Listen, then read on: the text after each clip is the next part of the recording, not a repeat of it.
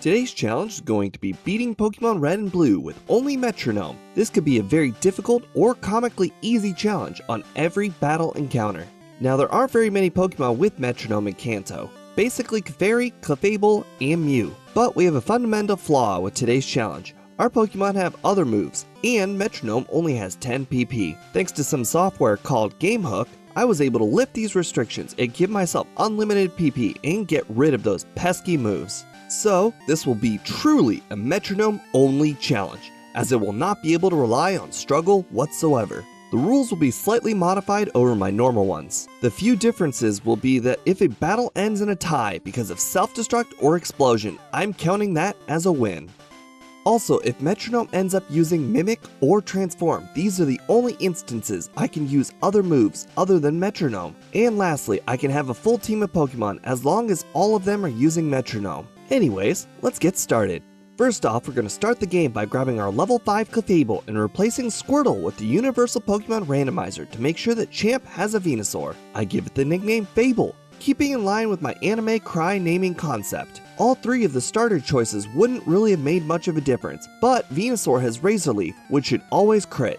The first Champ battle goes just about how you'd expect a Metronome-only battle to go, as we use Whirlwind, Clamp, String Shot, and Bide. But our fifth move is why this run is absolutely insane. It's Explosion!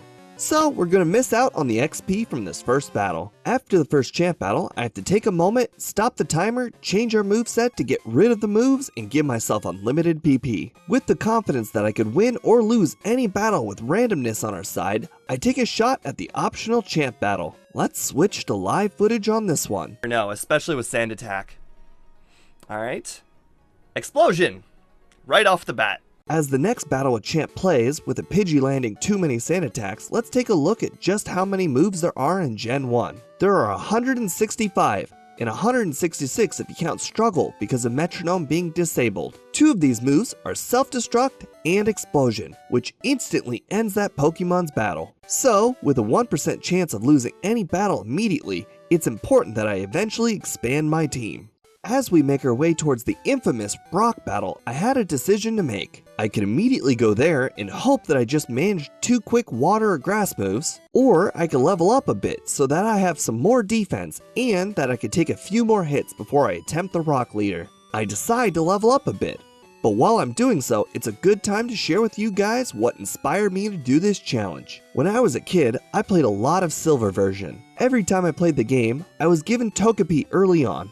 One, not to give away a free Pokemon, this always became a member of my team for a very long time, and the only way to train it is to use Metronome. I have very fond memories of running through the grass patch on Route 33, spamming Metronome and then going back to replenish my PP. So I never really minded how bad the move was, because it gave me a way to see the cool animations for all of the moves in the game. Do you guys have any cool Metronome stories from your childhood? Anyways, I head into Brock at level 10 to make an attempt. Our first Metronome only manages a 1 damage peck, so off to a strong start. Then we follow up with a Razor Wind, Meditate, Rock Slide, Slash, Bide, Confuse Ray, Egg Bomb, Sing, and Ember to finish off Geodude. But this leaves us at 9 HP, so there's still hope that we can get a grass or water move on Onix. But Abide then manages to eat my high jump kick to take me out.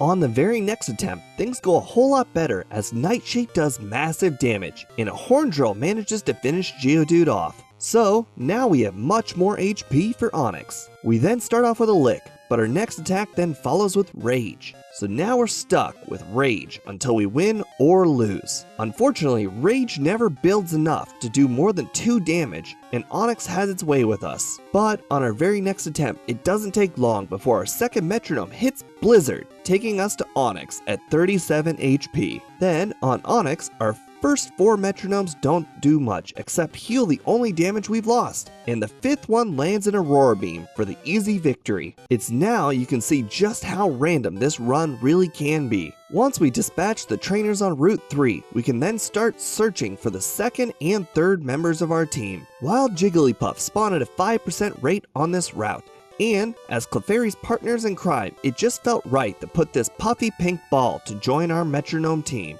The first one we named Tough, and the second one we name Wiggly. While inside Mount Moon, I pick up our first Moonstone and evolve Tough into a Wigglytuff. Then, in the last room, within Mount Moon, we caught our very final member of our team, Clefairy, and we name it Clef. Then pick up the Moonstone in the very same room and evolve it into a Clefable. At this point, things are a little weird. Our starting Clefable is nearly double the level of our remaining team members. I decided to listen to the YouTube live chat and went to Battle Champ 2 and used the Nugget Bridge trainers to train our remaining Pokemon later. The battle starts off pretty rough, as Clamp then misses and we get nailed early by a sand attack. Then we proceed to miss a bunch of moves and use Sharpen and Swords Dance in between. Once I get 4 sand attacks, I realize this isn't a solo challenge and switch out to a less useful Tough and let it do what it can. To be fair, a Water Gun, Waterfall, and Ice Beam isn't a bad lot of Metronome moves, but from a level 9, the damage is pretty low. Fable comes back in, and our first Metronome is a Rock Throw, which is perfect. Now we can move on to Abra without any accuracy decreases. Normally, Abra is a punching bag, but today it appears to be a setup target as we get back-to-back Recover, Minimize, and Double Team. So now that we're nearly at full HP and have some evasion as we finish it off with Dig. Rattata is then taken care of with a Strength, Bulbasaur with a Submission, Vine Whip, Waterfall, and another Submission.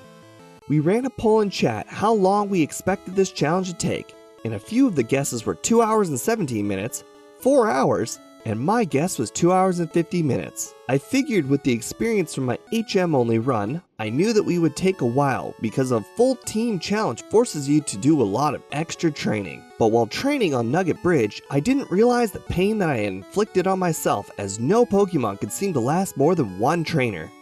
Keep in mind that this was a mixture of switch training and normal, but when you can't attack consistently, it's incredibly difficult. Even when I switch in my Clefable, which was a much higher level than the trainers, it would go down nearly every 2 trainers or so. I also decided early on to neglect one of my Pokemon to make room for a Pokemon that can learn Surf later on. After running out of trainers to battle and not gaining nearly as many levels as I would like, I then decide to take at least a shot at Misty. After all, we don't have any weakness to water moves, and it is 4 on 2. How bad could it go? We started off with our second weakest Pokemon, Clefable, as Staryu was sent out. The battle starts off as good as any battle with a level 12 can go, as we hit it with a Pound and Strength, and even managed Flash it twice before then going down. But then we switch into our Wigglytuff, which is sitting at a modest level 14, but unfortunately our second attack is an Explosion, which leaves us at one good Pokemon left for Misty's Starmie. But our first 2 attacks are a Slash and Takedown, which roasts Starmie quickly and earns us the badge. I take this time to continue training before we move on to Champ 3. There's a lot of trainers north of Vermilion and on the SSN. Once there's nothing left to beat, I then have no choice but to face Champ 3. Our first Clefable manages a Thunder Punch, Water Gun, and Karate Chop against Pidgeotto without taking any sand attacks in return. But for Raticate, all we can muster is a Pin Missile before using a Transform and being taken out before we could use any move. Then Wigglytuff comes in, and we're able to land a Spike Cannon and Earthquake to get the KO. When Kadabra comes out, we need just a physical move, but that's easier said than done. But we managed to hit it with a Smog and Cut of all moves to take it out. I have no idea how we didn't take any damage, but I'll take it. But Ivysaur uses an early Leech Seed, and our fate was basically sealed, and we can't muster up enough damaging moves to take it out. But no fear, our primary Clefable comes out and is able to get a Bone Club and Strength to finish the job. After a few of Surge's trainers and a quick heal, we then battle Lieutenant Surge himself. Clef manages to hit Voltorb with a Thunder, but it's pretty ineffective here. Then we land a Rolling Kick and a Bide. Of course, Surge thinks he has the upper hand as he seals his own fate by hitting me with 3 tackles, and the Bide comes around to take out Voltorb. Then Pikachu is quickly dismissed with a Psybeam and a Petal Dance. But the Petal Dance continues on into Raichu, and we get confused and don't manage another hit, as we then have to send in Tough. Tough takes matters into its own hands as it manages a strong double edge followed by a few ineffective moves, and then finishes off Raichu with another double edge of all moves. At this point, with a team of 4, I was getting pretty confident, and I was working my way through the trainers leading up to Rock Tunnel as I came to this Bug Catcher. I kid you not, He may be one of the worst trainers since Route 3. Have any of you ever lost so hard it was embarrassing? In fact, I don't think this guy has ever done more than 10 damage to me in any run before. But in a metronome only run, anyone can become a difficult trainer based on luck. I go into this battle already poisoned from the wrapping last and down one Pokemon. The poison takes out my second Pokemon, as now I'm forced to switch into my best Clefable. Things go well as we finish off Caterpie with a Crab Hammer. But on Weedle, the unthinkable happens. We use a self-destruct. Now it's our neglected Wiggly versus a Venonat. It does its very best with a Headbutt, Acid, Body Slam, and Constrict. But the level difference is just too great to overcome. For some reason, I boldly haven't saved since Surge, essentially wasting an entire 6 minutes. If that wasn't already enough bad luck for you, on my way to Rock Tunnel once again, I battled this trainer I've never battled before, and you probably know where this is going. As the battle begins, we already use a self-destruct on a Rattata. So now we're down to 2 Pokemon for his last 3. The odds should be in our favor, right? Wrong. The next Pokemon is Diglett with Dig. Dig is a 100 base power move in Gen 1, and if I had a difficult time already hitting Pokemon with good moves, now half of my moves are simply going to miss while it's underground. We managed some decent damage, but it's just not enough to take down this little nugget. Luckily, our Wigglytuff is able to land a Sonic Boom while the Diglett is above ground. Then, for the following Ekans, we were able to land a Thunder Punch and a Hyper Beam to take us to the final Pokemon. In a fair fight, this could go our way. But unfortunately, this Sandshrew knows Sand Attack and isn't afraid to use it. Since this is our last metronome capable Pokemon, we can't switch out and miss a Scratch and Pound. This probably would have made the difference between winning and losing. Luckily, I learned from the bug catcher loss and started to save around every 2 trainers or so. It isn't too long before we are approached by the exploding hiker in Rock Tunnel, and despite having more Pokemon than he does, this one won't be easy. The first Wigglytuff manages a solid bubble at the start, but the Geodude blows up, leaving us in the red. The next Geodude immediately blows up too, taking out our pink friend. We then throw out Clef to face the Graveler. This battle is a stalemate, as Clef just wants to paralyze Graveler, and all Graveler wants to do is boost its defense. But eventually, after enough attacks have gone off, we manage to pull out an Ice Beam that instantly freezes through the rest of Graveler's HP. So I lied. It was easy, but sometimes presumably difficult battles can just go our way too. After skipping just about half of the trainers on Route 5, I then arrive at Celadon and have a few choices to make. I could go back and battle all of the trainers I skipped,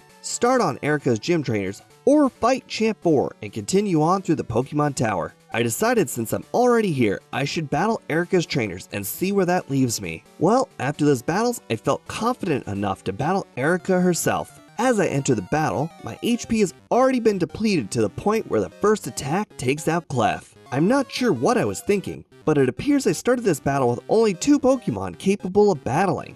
So clearly it's going to be an uphill battle, but regardless I move on with Tough, and it starts out with a double slap and a tackle. Not great, but not bad either. As I fall asleep, my HP is sent all the way down to orange from just one Razor Leaf. But thankfully she just uses bad moves like Poison Powder over and over, allowing us to get a Dizzy Punch and then a Fly Off. Unfortunately for me, Wigglytuff is just barely slower than Tangela, and I don't get the opportunity to attack back as I get stuck in binds and constricts until we're taken out. Fable is then able to set up an Amnesia and then use an Aurora Beam for the first one-shot KO. The battle with the Vileplume seems to drag on forever as we manage a Fury attack, Nightshade, heal up with Soft Boiled, then a Comet Punch, and finally finish the job with a Double Edge. Without a whole lot else left to do, I make my way towards Champ 4 to get what will hopefully be an easy battle over with. Wiggly enters the battle damaged, as is customary throughout important battles in this run. Of course, the Pidgeotto takes us out in a single quick attack. Clef then comes out and nails a first attack Aurora Beam, and for a crit. Then for Gyarados, we get an early Ice Punch, a few moves that don't do much, and finish it off with a Hyper Fang. Then for Growlithe, the first and only attack we need is a Skull Bash. First time I've ever been happy for that move. Next is Kadabra, and the first move is a Guillotine. I was shocked when this move managed to hit, Turns out we're speed tie, despite being 8 levels higher, but I'll take what I can get.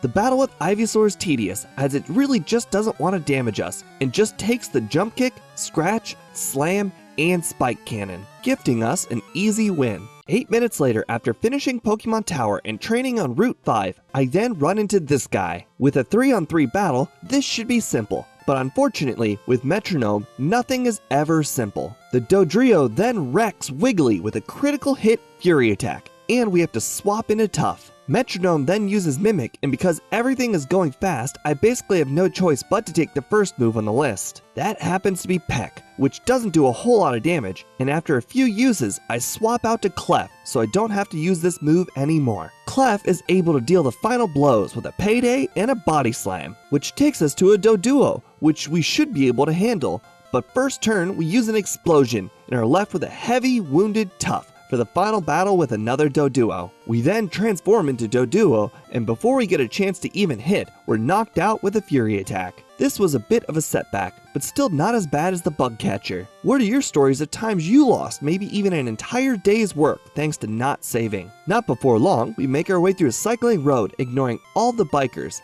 Then the Safari Zone. Knowing that Koga is right around the corner and that we could get hit by multiple smoke screens or Muck can use Minimize, I make sure to train on routes 13, 14, and 15 to the right of Fuchsia City. I haven't been on this route since the HM only run, so I'm not familiar with the trainers' teams. Luckily, thanks to being overly safe and flying back to heal after every 2 members of the team faint, I'm able to get past the training without any reset incidents. After some shockingly easy battles from Koga's gym trainers, it's time to heal up and face Koga himself. The opening Coughing battle doesn't go very well, as we can't manage to pull very many damaging moves, as Coughing is able to take Tough out. But Wiggly is able to manage a Slash to bring us to Muck. This battle quickly becomes a war of attrition as he sets up Minimize. We then set up Minimize, and then we cancel out all of it with Haze. But then he manages a mistake and uses Disable on Metronome, allowing us the ultimate move, Struggle.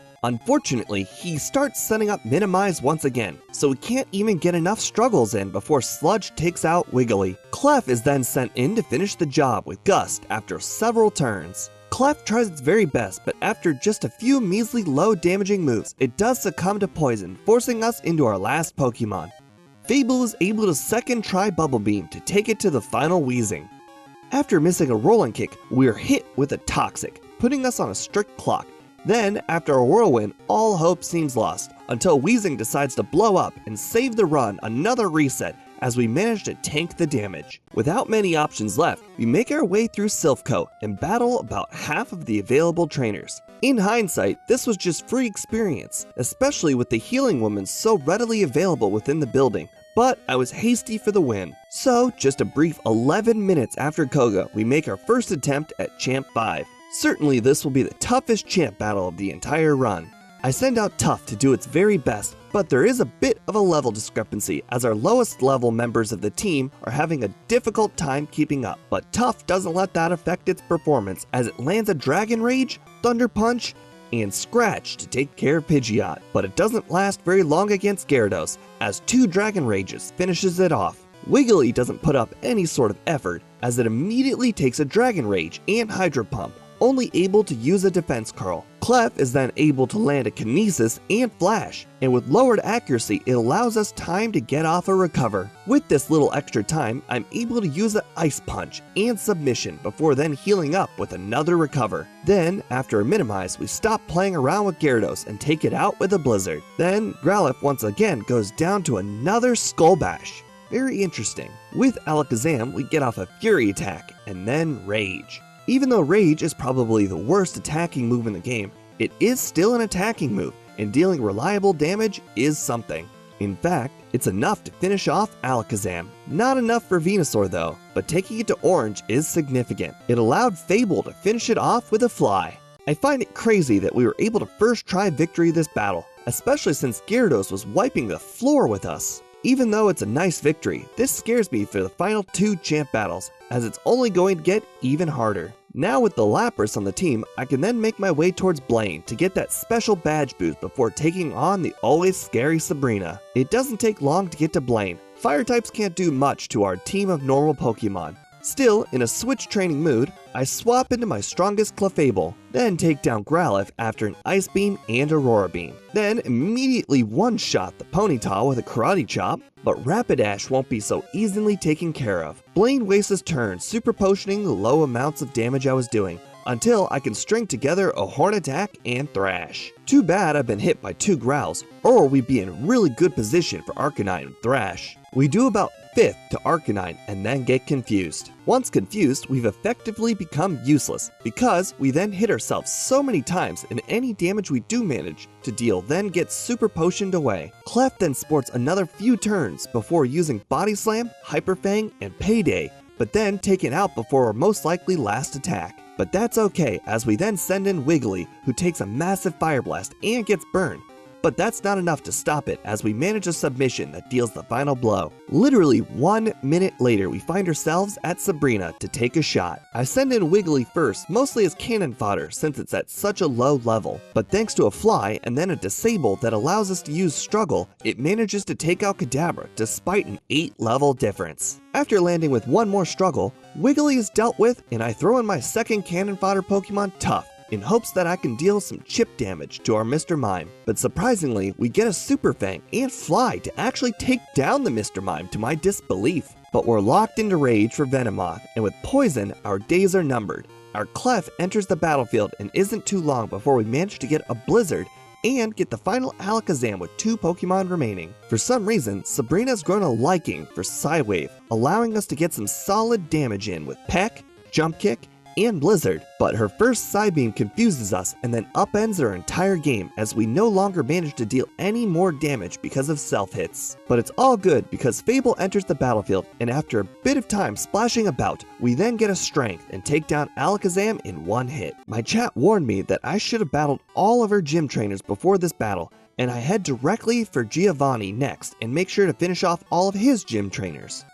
But reality hits me as Giovanni battle starts, and I see that my Clefable isn't very far ahead. Well, regardless, the first several Metronomes don't do much, but then Horndrill comes up, and we take down Rhyhorn in 1 hit, which then takes us to one of the toughest matchups we have in Dugtrio. After taking a Slash and a Dig, we then manage to land a Sing in a ridiculously strong Wrap Attack.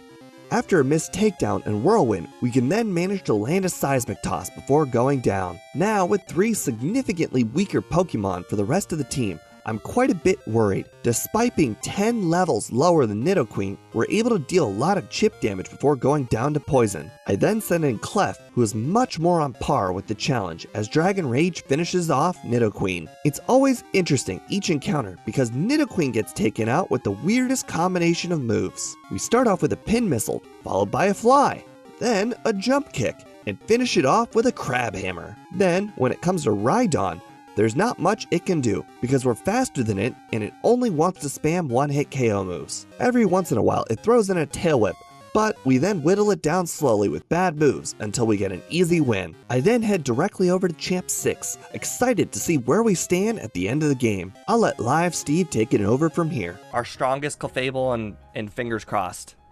Because we are not much faster, but he certainly is. He's like 10 levels higher and we won by the skin of our teeth last time. Try attack, nice, okay. Stomp, not great. Could use some badge boost, please. Double team. Bubble beam. Okay. Leer is not terrible. Reflect, not bad. That's good for, oh, he doesn't have Hydro or Hyper Beam, but that's still good. Solar Beam, sure. Did I get the vitamins in Celadon? I did not, because I need the money for revives and full restores. Karate Chop. Jump Kick. Okay, recover. Scratch crit. Interesting. Payday. Wow, we took out Alakazam with Payday. That's awesome. Vine Whip miss. Oh yeah, because I got a minimize on me. Solar Beam did nothing. All right, let's use our next best one.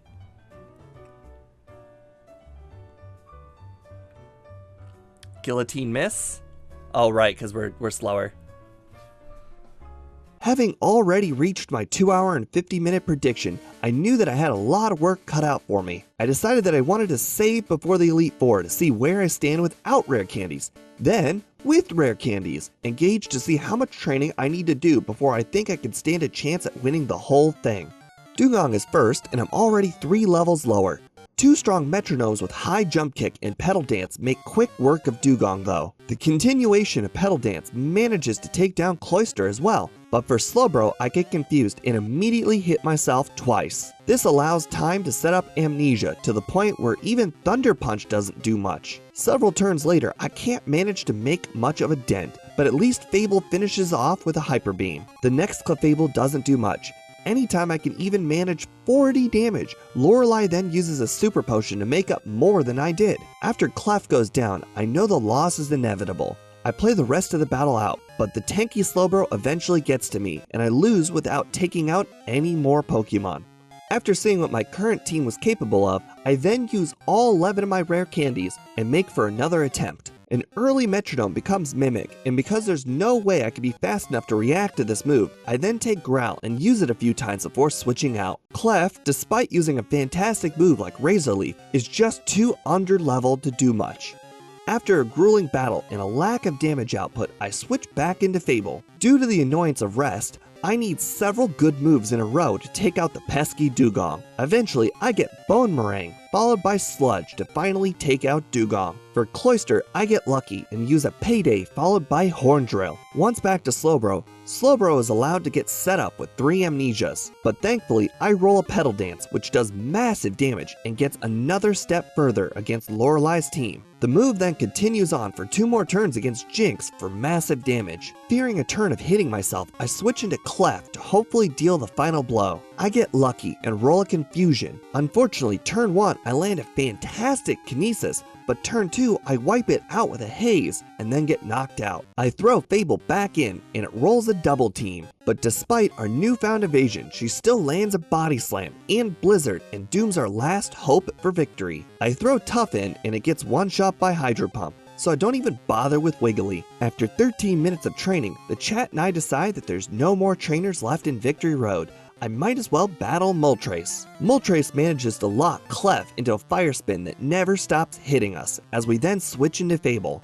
Then, Fable manages to get a Crab Hammer and Skull Bash to 2-hit the legendary beast. Has anybody here ever just dunked on Moltres because it isn't even worth your time? After another 10 minutes of training and several levels, it's time to spend our extra cash on vitamins. It's probably best to put the majority of our money on our best Pokemon, so we buy 2 Carbos and 4 Calcium. Seeing as those are the best 2 vitamins to pick up, I then buy another Carbos for Clef. Knowing there is still one more rare candy out there, I decide to head to the power plant and pick it up. On the way out, we fight Zapdos because why not? Clef only manages to land a peck and cut before going down.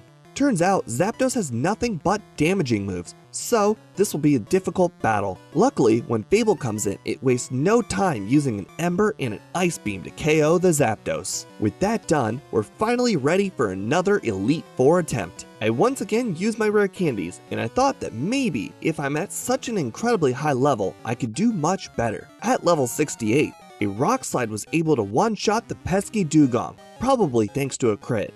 Thanks to a conversion, we're then able to tank an Aurora Beam very well. Then we get lucky with a Psychic and a Spike Cannon. Then, when Slowbro came out, we get immensely lucky with a Thrash that manages to crit twice in a row. It then continues on with Jinx, but unfortunately it's left with 8 HP.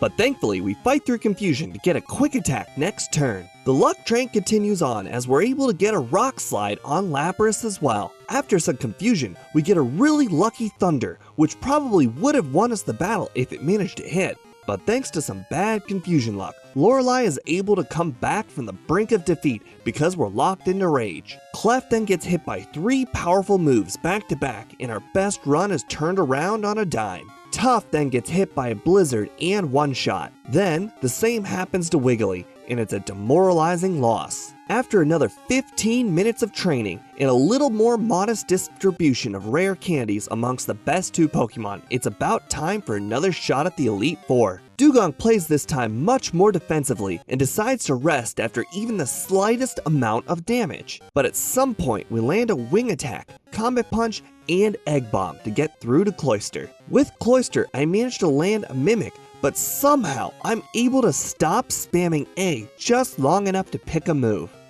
However, I don't like any of the moves available to pick, so I pick something and swap out to Clef. Clef is just so ineffective and deals almost no damage. The best thing I could do was a Sky Attack. I eventually get tired, and after hit with a Supersonic, I swap back into Fable. After a Horn Attack, we get stuck in a clamp that seems to last forever, but once finally out of its clutches, we land a Slash. For Slowbro, we managed to land another Egg Bomb, but after a failed substitute, we are eventually taken out and change back into Clef. The next portion of the battle is a back and forth slog as I let Slowbro set up all 3 Amnesias. But eventually I'm able to poison Slowbro and heal back up as well to set up with another Amnesia and Swords Dance and go into a payday for the victory. Oddly enough, on Jinx we get yet another payday that almost lands the one-shot, but it's not a big deal as the next Ice Punch does it in. Lapras' first Blizzard immediately freezes Clef, and demoralized at that fact, I have 2 weak Wigglytuffs left. I just reset right away. With no extra time spent training, I then make it back to Lapras on the next try, but Clef is already down and Fable is down to 57 HP. So it's not looking good as Lapras lands another Blizzard and Body Slam to end that attempt in its tracks. 5 more minutes of training and 2 more levels later, I make another attempt. I wish I had the next damage rounding threshold, but for some reason I was confident I could eventually get the right moves. After using Rest, I change into Fable. We are then able to manage a Drill Peck, Surf, and Vice Grip to take down Dugong pretty fast. After setting up with a Sharpen, we are then able to land a Dig and Submission to take care of Cloyster. Then for Slowbro, we manage a powerful Twin Needle, as well as set up for Swords Dance into a Hyper Fang for another quick victory. Jinx is down in a flash after the first turn Boomerang. Normally, moves like Acid and Payday wouldn't do much, but today, after being +3, it's enough to take down Lapras. Finally, after the first hurdle of Lorelei, this should hopefully be a little easier depending on Agatha luck. But instead of looking ahead, the Blackbelt is next, and Hitmonlee and Machamp could be a little terrifying considering our fighting weakness. Our first move is one of the best possible moves. A Petal Dance instantly knocks out Onix, and we move on to Hitmonchan. The next 2 hits take care of Hitmonchan, but now we have the most frightening matchup next. Petal Dance manages a 4th hit before ending, dealing massive damage before a Jump Kick takes us to the orange in one blow. Classic Blackbelt only uses Focus Energy and allows us to Mega Punch and takes us to Onix with our best Pokemon still in its backup role. We're then able to get a Poison Powder and a Fury Attack off before being taken down with an Onix Slam. We send Fable out and our first move is utterly devastating. We get a Self-Destruct, which ruins everything. Tough and Wiggly try their very best, but being nearly half the level of Machamp is too much of a hill to climb. 6 more minutes later and 3 more levels, Chat and I decide this is it. We're winning now. There's no more training to be had. It's time to full send it and throw ourselves into a brick wall until we win. Now that we've seen the Lorelei battle enough times, I'm going to speed through it. Fable gets a Thunder Punch on Dugong, Fable blows up to take out Cloyster, Clef lands a Hyper Beam to take out Slowbro, Clef then manages another Hyper Beam to take out Jinx, then Clef finishes off Lapras with a Petal Dance. Of course, it wasn't a given that I was going to win, but we've been on Lorelei now for about a third of this video. This Blackbelt battle goes on for a little more than as expected, as we take down Onix with a Nightshade and Hyper Beam. Then for Hitmonchan, we once again get a Petal Dance to take care of it. Thankfully, we have a substitute for Hitmonlee's high jump kick, and finally, we get to use a counterattack that actually manages to do damage. I'm starting to think that I've seen everything this run. Then, for Onix, after a few attacks, we get an Absorb to heal up a bit. Then, Machamp goes down after a Horn Attack and Solar Beam, to my amazement. Before starting the Agatha battle, Chat and I decided that the strategy for this battle is to swap out anytime we get confused. Yeah, we may take an attack when we switch back in, but at least the confusion is gone and we don't hit ourselves. To save time, I will remove the swapping parts of the gameplay. So if the footage jumps, just remember that we swapped out and back in. Fitting, Agatha immediately confuses us. For some reason, I wanted to wait until my swap fodder lost before swapping back in. But then, I realized that it isn't going to work out. Once confused again, during Golbat, I do a proper swap. But then, after swapping back, become confused again. Once back in, I managed to use a Peck, Leech Seed, and Psywave before being confused again. But, of course, with two confusing moves, Golbat puts me back to sleep before I can get another opportunity to attack once again. Then, I am able to get a Reflect off before being confused. Then, a Swords Dance and confused. Then, finally, a Waterfall. After a missed Karate Chop, she then switches out to Haunter. But then, Metronome uses Thrash, and despite not being able to hit the opponent, the attack still continues. I then swap out and back in, but of course, fall asleep. With both Clefables asleep, it doesn't take long before Gengar uses normally useless Dream Eaters, but now devastating Psychic attacks. With that loss, there's not much I can do but tackle head first over and over again. On the next attempt, I get confused and taken out with a Nightshade. On the next attempt, she flexes and switches into Arbok to take me out. But on the next attempt, we'll let Live Steve take over. Okay. Seismic Toss, okay. Oh, we got confused. Okay, switch back into our fodder. Back to confused. Okay. Back into fodder. Back into not confused. Okay, sure. Waterfall. Good damage. Agility. Mirror move. Mist Hypnosis. Thunderbolt. Vice Grip. Double Team. Actually, Double Team might be great. Double Team might be... Oh my god, a 5-hit Pin Missile. Terrible Psywave. Minimize. Okay, we can do this. We've got 2 evasions on us right now. And we got confused. She's hitting everything. We've got 2 evasions. We've got Minimize and Double Team. And we're still getting hit.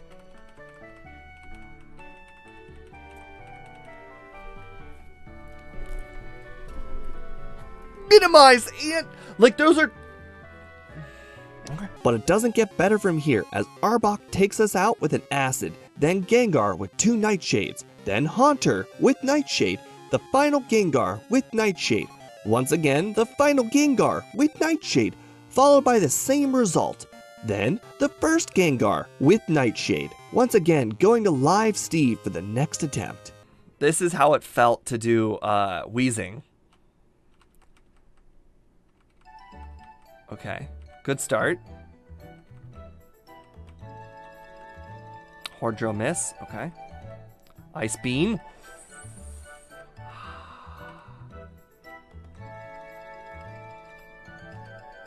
Sky Attack. Oh.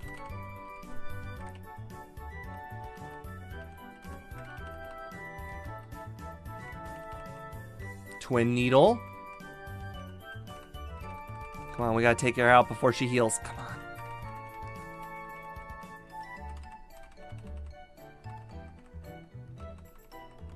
Dizzy Punch miss. Vice Grip. Reflect. Doesn't do anything in this matchup. Took in Sunlight. Fully paralyzed. Fully paralyzed 4 times in a row. Fire Punch, okay. Bide. That's not gonna do anything.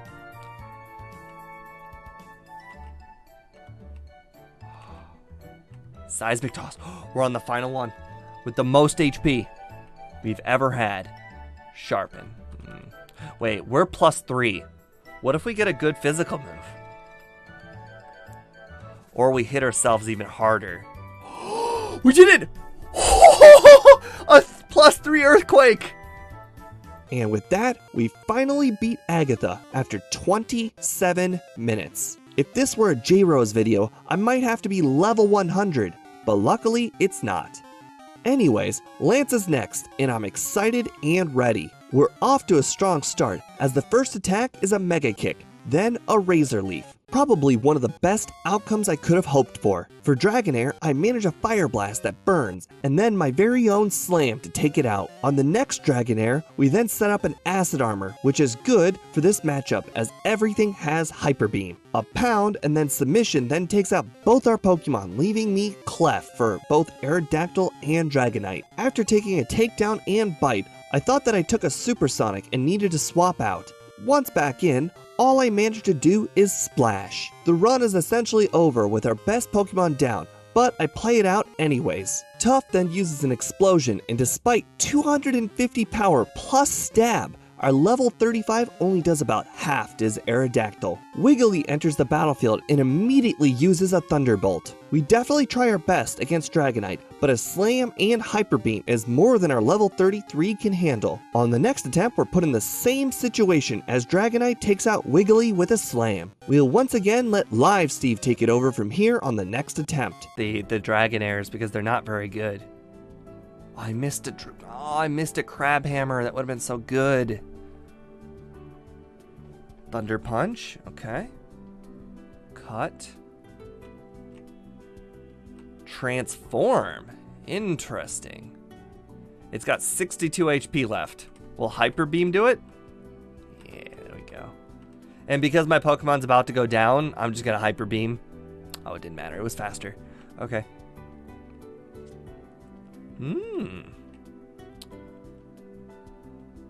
Pedal Dance. There we go. Oh, only a 3-hit Pedal Dance. Okay, good.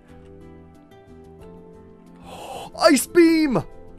Finally, the champion is next, all while using only Metronome. We start off very strong as we land a Seismic Toss turn 1, then a Peck, and most importantly, a 5-turn Fury Attack. Then for Alakazam, we set up an all-important Light Screen to reduce Psychic moves. Then a Headbutt and Fury Swipes takes care of the beast. There isn't a whole lot Rhydon can do, but regardless, it takes some chip damage from Strength and then a strong Ice Punch to get it down to the red. Just when things were looking real good for us, Fable decides to throw a wrench in the whole plan and blow up. Now, Clef needs to solo the last 3, but unfortunately, Gyarados is more than Clef can handle and goes down quick. I don't bother with the rest of the team, but feel good about the second run. I'll let Live Steve take it away from here. Oh man, that attempt looks so good.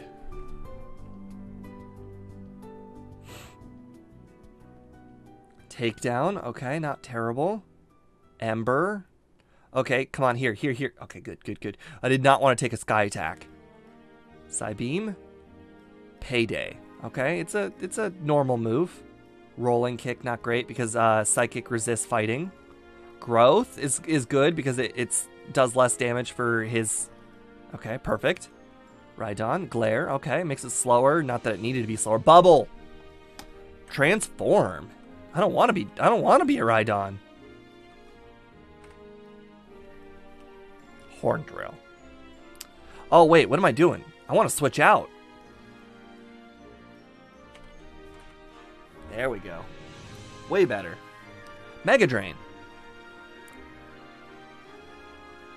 Okay, Acid's not great, but sure. Growth. Not great for Hyper Beam though.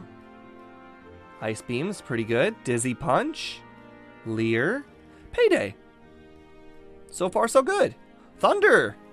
That didn't miss. Oh my god, we're doing it. Jump Kick, not great. Automatic Crit. Waterfall, not going to do anything. Growth. Bone Club, okay. Growth again. Poison Powder's not going to do anything. Razor Win, I won! 434.